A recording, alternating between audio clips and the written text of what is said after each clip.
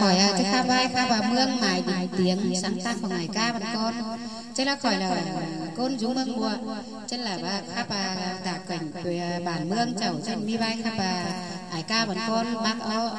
tả mương mùa trên khỏi là khắp sống tưa sám tưa đấy bên hồng đấy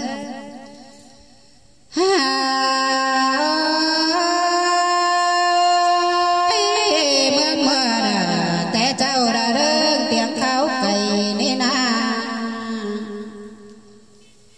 về bom bô đã rằng hôn nam bia phải năn na số mà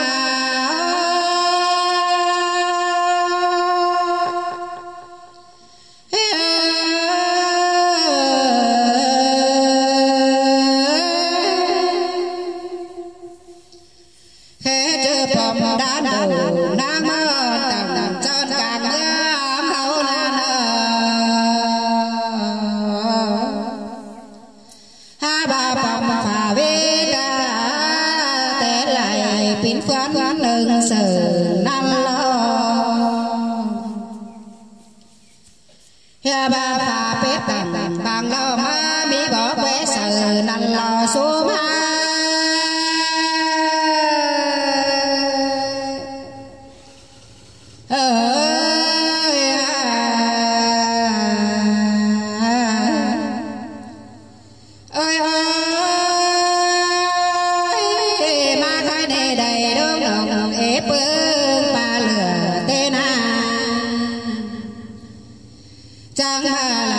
chẳng ba tê đồ na nơ nơ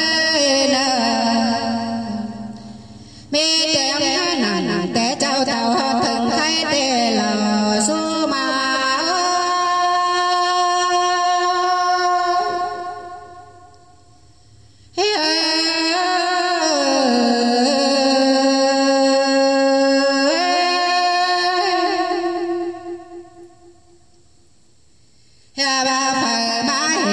bưng đế trời dầu cơn đế mưa mùa hao đi là nó nhà bà lê bưng phùng đã có má chung trời bàn tê đô quần hiếm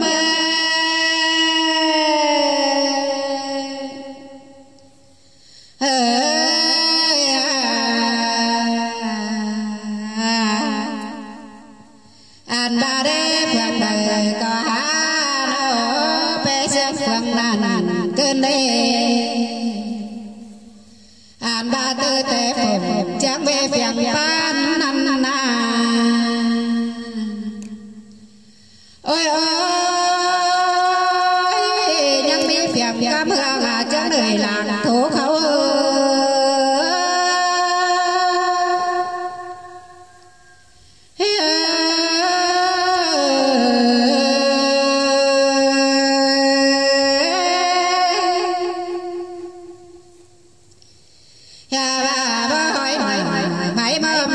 chan chẳng gầu hao ơi hao nó anh này là qua nhang mi chẳng theo kèm đèn đáo thầy bỏ những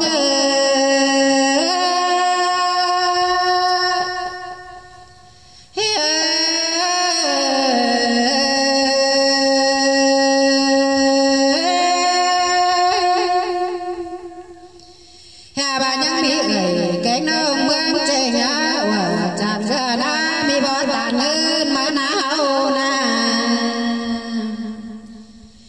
hà bà chẳng mãi lại tạm bé lại cơn đê hoàn lại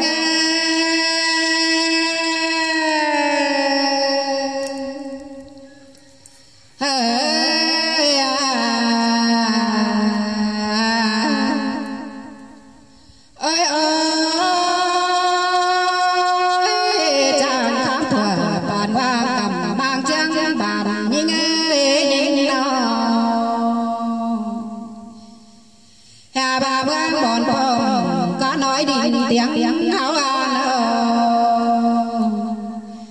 chẳng rồi không cho nó bom cá chẳng chẳng nhí ngô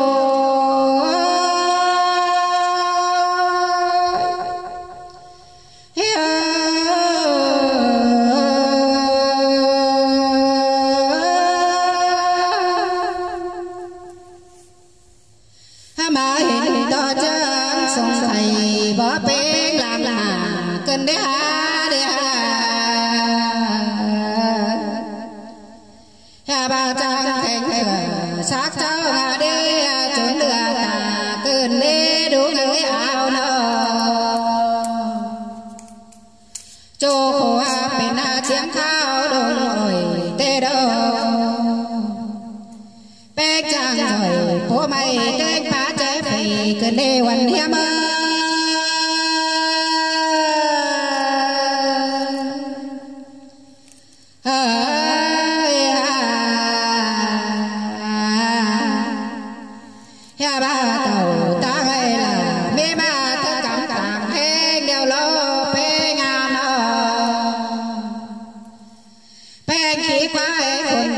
xốn táo đến từแต่ลอยงา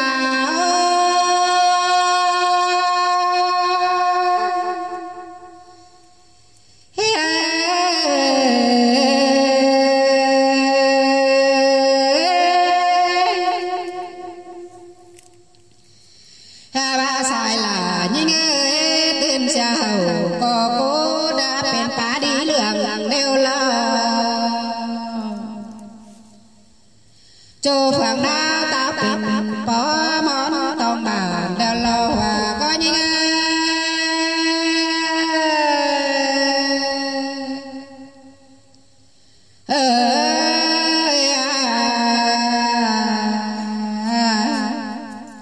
chứ mà đâu sẽ sáng từng hơn đều lo lẽ còn đi làm